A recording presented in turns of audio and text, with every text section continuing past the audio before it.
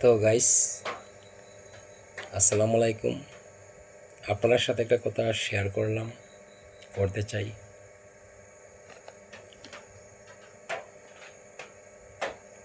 আমরা বাউল মানুষ, আমরা গান করি। একটা গান যখন আমরা লেখি,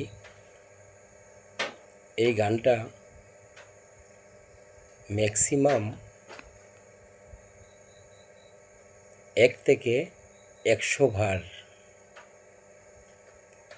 গানটা নিয়ে নাড়াচড়া করি, ভাবি যে গানটা ভুল আছে না ঠিক আছে। 100 বার ভেবে এই গানটা আপনাদের মাঝে শেয়ার করি, গান গাই, আপনারা শুনেন। আমি একটা শিল্পীকে চিনি না,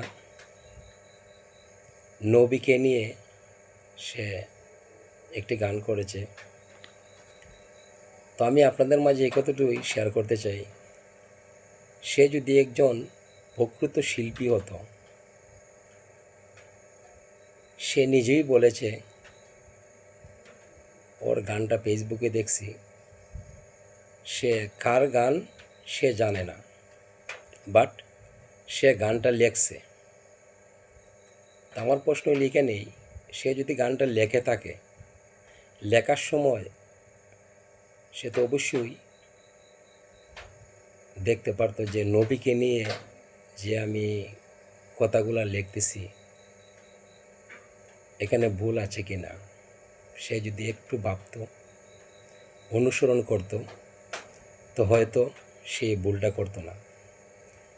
তো আমার মনে একটা কথাই বারবার নিজেকে নিজে প্রশ্ন করলাম,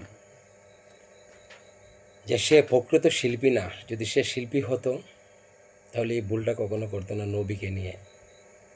কারণ আমরা জানি নবীর শানে আমরাও গান গাই, আপনারা শুনেন। একটা সন্তান যখন জন্ম নিয়ে পৃথিবীতে আসে, ছোটো থেকে আস্তে আস্তে মা বাবায় যা শেখায় সন্তান তা শিখে আস্তে আস্তে বড় হয়।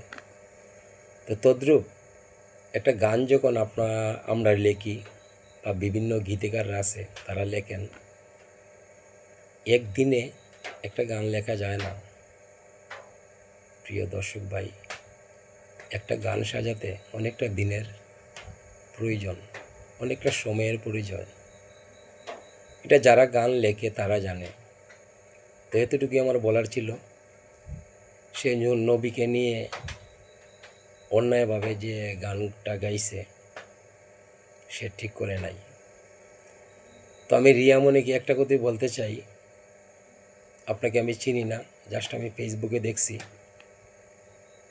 এমন কোনো ভুল করবেন না যাতে বাউল জগতের যত শিল্পীরা আছে তাদেরকে মানুষ অসম্মান করে। এটুকুই আপনাকে আমার বলার ছিল। আপনি গান করেন ভালো কথা, কিন্তু গানটা গাওয়ার আগে একটু ভেবে নেবেন যে গানটা ঠিক না ভুল। এতটুকুই বলার ছিল গাইস। আমার কথায় যদি কোনো ভুল ত্রুটি হয়ে থাকে ক্ষমার চোখে দেখবেন। আশা করি আপনাদেরকে আমি বুঝাইতে পারছি।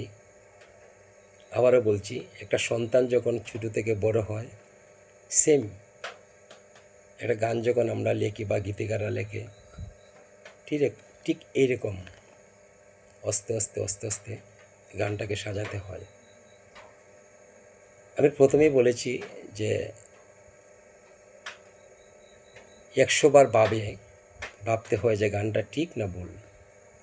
সেটা ভেবে আমরা গানগুলা আপনাদের মাঝে শোনাই। বাট এতটুকুই আমার বলার ছিল।